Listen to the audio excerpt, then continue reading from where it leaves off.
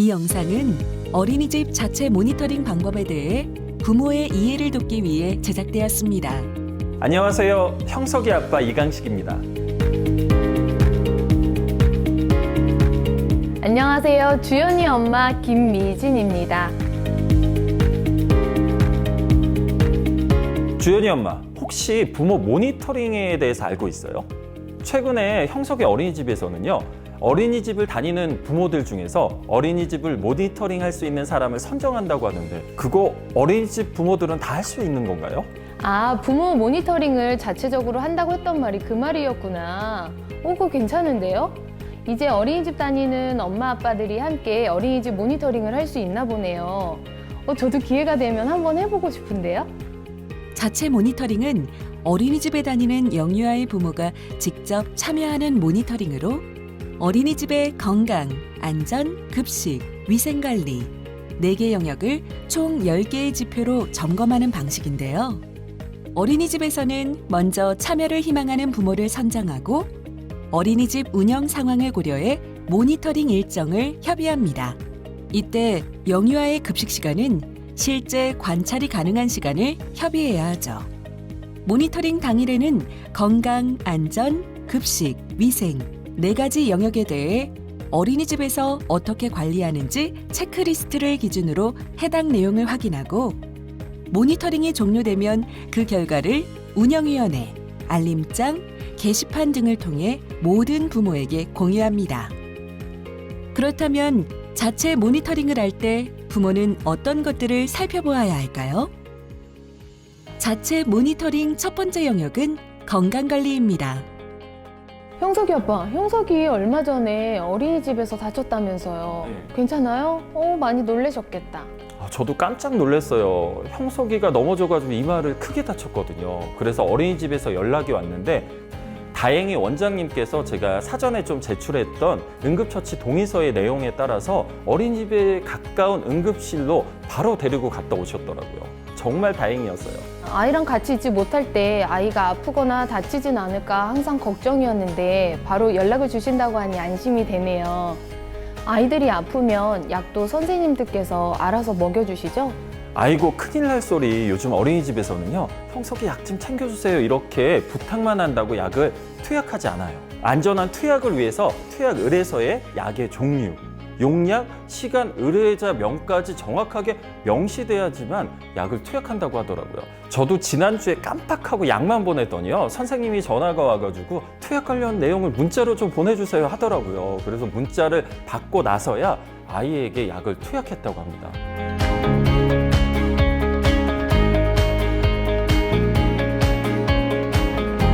어린이집에서는 아이가 아프거나 다쳤을 때 바로 부모에게 연락하고 위급할 때에는 응급의료기관으로 이송할 수 있도록 비상연락체계를 마련하고 있습니다.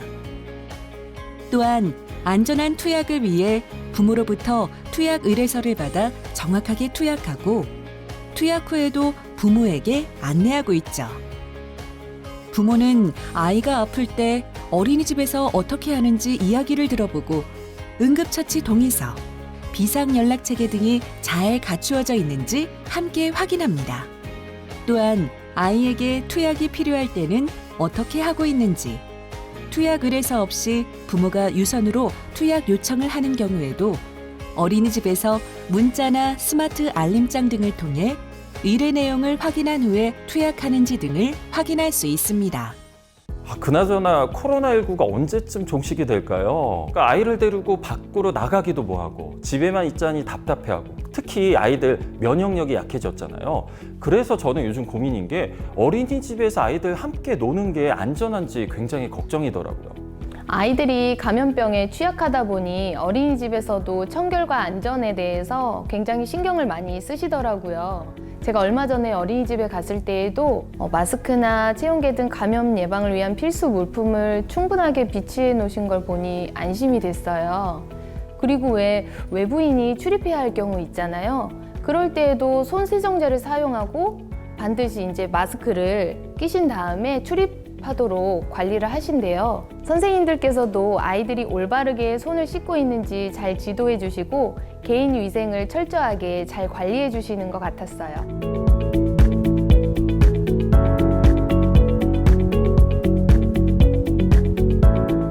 영유아는 면역력이 약해 질병 등에 취약하므로 어린이집의 청결과 안전은 매우 중요한데요. 어린이집에서는 감염 예방을 위한 물품을 충분히 구비하고 아이들과 선생님 모두 손을 깨끗이 씻으며 감염병 예방에 힘쓰고 있습니다. 부모님들은 어린이집에서 아이들의 건강 관리를 어떻게 하고 있는지 주의 깊게 살펴봐 주세요. 아이들과 선생님들 모두 손을 씻어야 하는 상황에서 반드시 손 씻기를 하는지 확인해 보세요. 또한 아이들이 손을 닦는 수건은 자주 교체하고 있고 위생적으로 사용할 수 있는지 확인해 보세요. 손 세정제나 휴지, 마스크, 체온계 등의 감염 예방 필수 물품이 충분한지도 확인할 수 있습니다. 자체 모니터링 두 번째 영역은 안전관리입니다. 우리 주연이는 너무 개구쟁이라서 맨날 넘어지고 다치고 그래서 어린이집에서도 항상 그러지 않을까 걱정이 되거든요. 아이가 지내는 공간은 안전하겠죠? 저도 그게 걱정이었는데요. 최근에 형석이 어린이집에 좀 가보니까요. 교실 문마다 손길 방지 장치가 되어 있고요. 그다음에 모서리에도 보호대가 설치되어 있어서 사실 집에서는 여기 부딪히고 저기 부딪히고 많이 부딪히잖아요. 근데 오히려 어린이집에서는 아이들의 안전을 위해서 정말 작은 것까지 세심하게 안전관리를 하고 있더라고요. 지난주에 굉장히 쌀쌀한 날이 있었잖아요. 그날 어린이집 갔었는데 아이에게 물을 주려고 정수기 앞에 갔더니 뜨거운 물이 작동하지 않게끔 장치를 꺼놨더라고요. 사실 집에서 아이가 컵을 들고 정수기 앞에 가게 되면 굉장히 불안했었거든요. 근데 어린이집에서는 이런 위험이 될 만한 부분을 사전에 차단하고 정말 아이의 안전 부분에서만큼은 철저하게 관리하는 게 느껴지더라고요.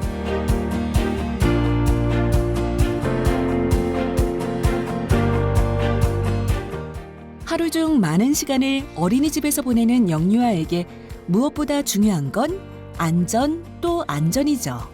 어린이집에서는 우리 아이가 생활하는 모든 실내외 시설 및 설비를 안전한 상태로 관리하기 위해 노력하고 있습니다. 부모님들은 어린이집 환경을 둘러보며 안전관리 상태를 꼼꼼히 살펴봐 주세요. 어린이집의 현관문과 출입문, 창문 등에 위험 요인이 없는지, 교실 내 전선 등은 잘 정리가 되어 있는지, 아이가 이용하는 책상이나 의자, 교구장에 파손이나 날카로운 부분이 없는지, 정수기 온수 스위치가 켜져 있지 않은지, 위험한 물건은 아이들의 손이 닿지 않는 곳에 따로 보관하고 있는지 살펴봐 주세요. 저번 주에 너무 바빠가지고요. 아내랑 제가 야근할 때가 있었어요. 근데 하원을 시킬 사람이 없었던 거예요. 근데 때마침 옆집에 하율이 아빠가 가능하다고 해서 제가 그러면 2시간만 좀 봐주세요 라고 했거든요. 그랬더니 선생님께서 전화가 와가지고는 하율이 아빠가 데려간다는데 그게 가능하겠어요 라고 하는 거예요. 사실 생각해보면 매일 보는 부모인데 가능할 수 있잖아요. 근데 선생님께서 저한테 다음에 하원할 때는 사전에 미리 공지돼 있는 보호자가 아니면은 먼저 연락을 달라고 하더라고요. 참. 아니 형석이 아빠 왜 처음에 입소할 때 귀가 동의서 내잖아요. 네. 그 귀가 동의서가 지정된 보호자에게 인계하기 위한 거래요. 만약에 아무나 형석이한테 가서 옆집 삼촌이에요 하고서 데리고 간다고 생각해봐요. 아찔하지 않아요? 그 얘기 듣고 보니까 진짜 아찔한데요? 그쵸? 선생님께서 정말 잘해주신 거군요. 맞아요.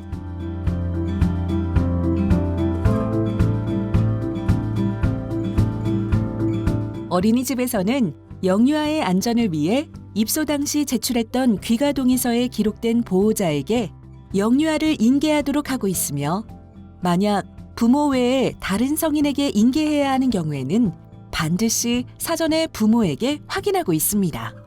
부모님들은 어린이집에서 아이들을 지정된 보호자에게 인계하는지 확인해 주시고 만약 등하원 상황을 살펴볼 수 없는 경우에는 부모가 직접 오지 못할 때 영유아를 혼자 하원시켜달라고 부모가 요청할 때 어린이집에서 어떻게 대처하고 있는지 확인해 보세요.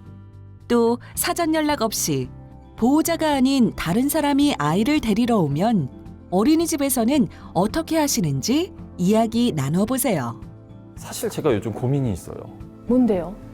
형석이가 밥을 먹을 때마다 왜 이렇게 힘들죠? 그래서 제가 참다가 막 소리를 지를 때가 있거든요. 그럼 이 녀석이 하루 종일 속상해하는 모습을 보니까 괜히 그랬나 싶기도 하다가도 사실 제대로 된 방법을 알려주고 싶은데 어떻게 해야 될지 잘 모르겠더라고요. 아, 그럴 땐 어린이집 선생님께 한번 의논 드려보세요. 주연이 같은 경우에는 가정통신문에 아이들 식습관이나 전반적인 내용이 다 담겨 있어서 저는 그걸 적극적으로 활용하고 있어요. 때로는 아이들이 힘들게 하면 저도 힘들잖아요. 그럴 때마다 가정통신문을 보고 저도 이제 아이들한테 어떻게 해야 하는지 그걸 잘 참고해서 보고 있어요.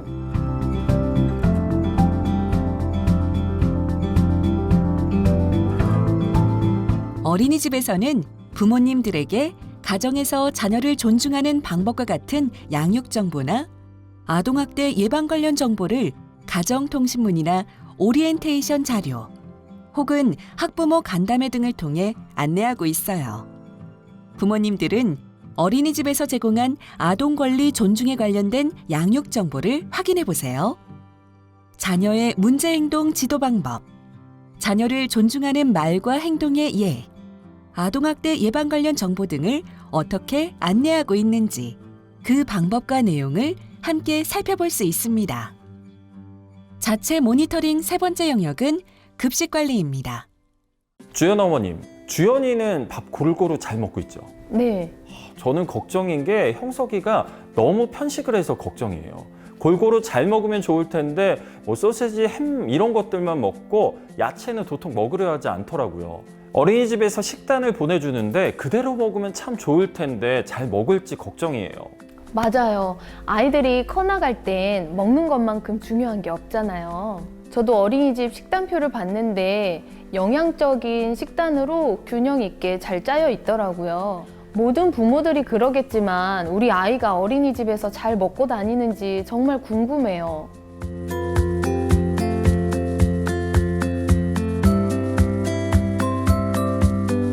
어린이집에서는 아이들에게 필요한 영양을 고려해 계획한 식단에 따라 음식을 제공하고 있습니다.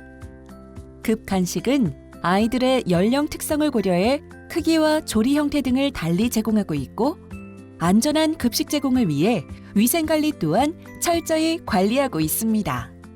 부모님들은 우선 어린이집에서 제공해준 식단표대로 실제 급간식이 제공되고 있는지 살펴보고 제공되는 급간식의 양은 충분한지, 조리 과정에서 위생 수칙이 잘 지켜지고 있는지 등을 확인해 볼 수 있습니다.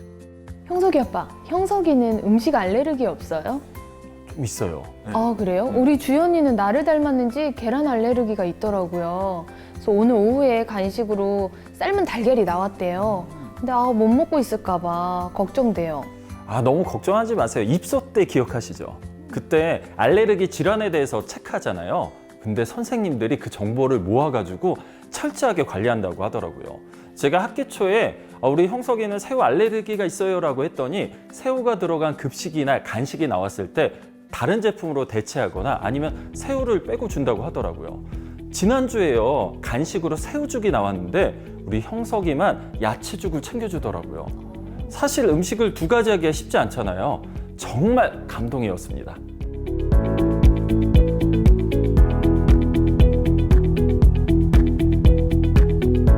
어린이집에서는 개별 영유아의 식품 알레르기 유무를 조사해서 식품 알레르기가 있는 아이가 있을 경우 이를 고려하여 급간식을 제공하고 있습니다.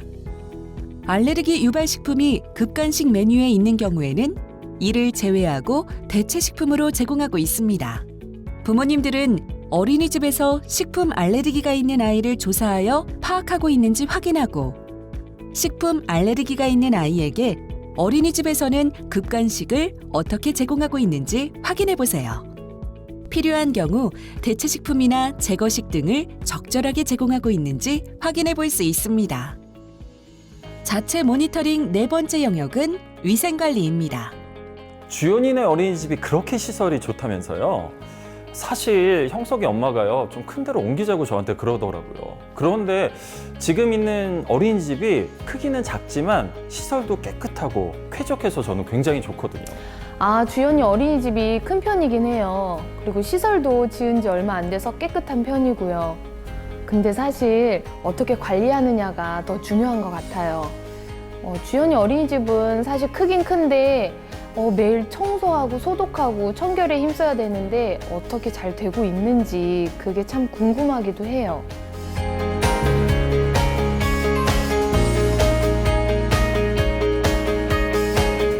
어린이집은 아이들이 생활하는 보육실과 어린이집 복도, 화장실과 세면대, 급간식을 준비하는 조리실, 실내외 놀이터뿐만 아니라 교구와 장난감 등을 매일 소독하여 청결하게 관리하고 있습니다.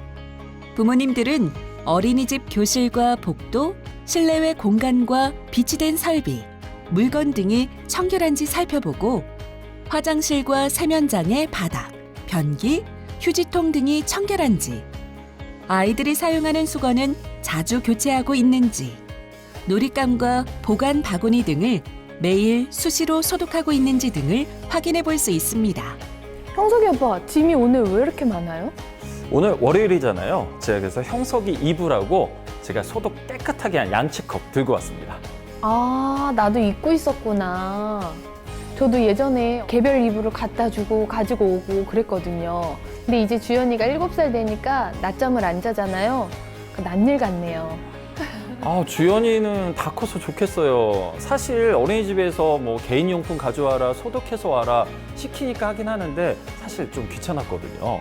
그런데 지금 와서 생각해 보니까 아이들이 생활하는 데 있어서 가장 걱정인 게 이 위생 문제더라고요. 특히 요즘처럼 감염 문제가 많이 발생할 때는 더더욱 그렇고요. 심지어 형석이는 땀이 많이 나서요. 여름에는 제가 2번씩 소독을 해서 가지고 가요. 잘하고 계시네요. 어린이집 선생님들도 아이들이 양치하고 나면 칫솔이랑 양치컵을 개별적으로 씻어서 말리시더라고요. 어찌나 신경을 많이 쓰시는지 그렇게 하기 쉽지 않잖아요. 단지 내 아이뿐만 아니라 다른 아이들을 위해서라도 사용한 물품은 항상 청결하게 해주는 게 좋은 것 같아요.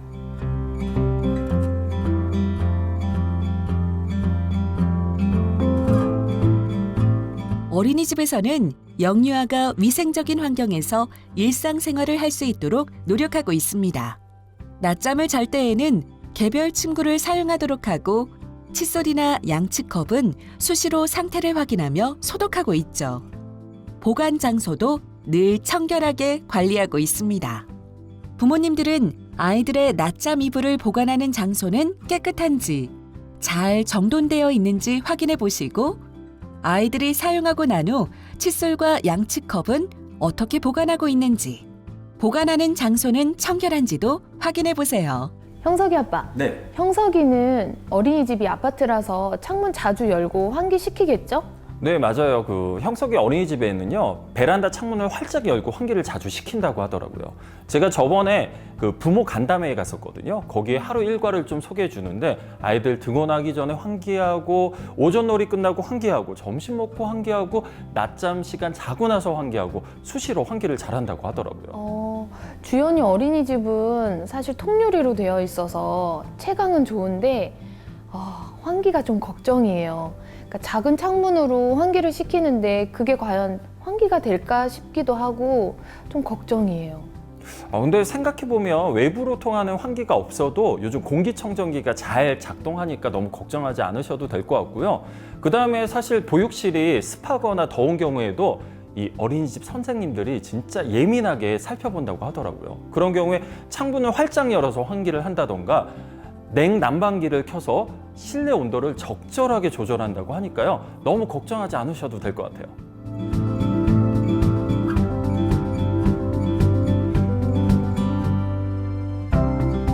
어린이집에서는 수시로 환기하고 공기청정기나 냉난방기 사용을 통해 아이들이 생활하는 실내 공기와 온도를 쾌적하게 관리하기 위해 노력하고 있습니다. 부모님들은 어린이집에서 일과 중 수시로 환기를 하는지, 언제 환기를 시키는지를 살펴보고 적정한 실내 온도를 위해 냉난방 설비 등이 잘 갖추어져 있는지, 선생님들이 실내 온도를 확인하고 조절하는지 등을 확인할 수 있습니다. 이상으로 어린이집 자체 모니터링 진행 절차와 확인 내용을 모두 살펴보았습니다. 부모가 믿고 맡길 수 있는 어린이집, 우리 함께 만들어가요.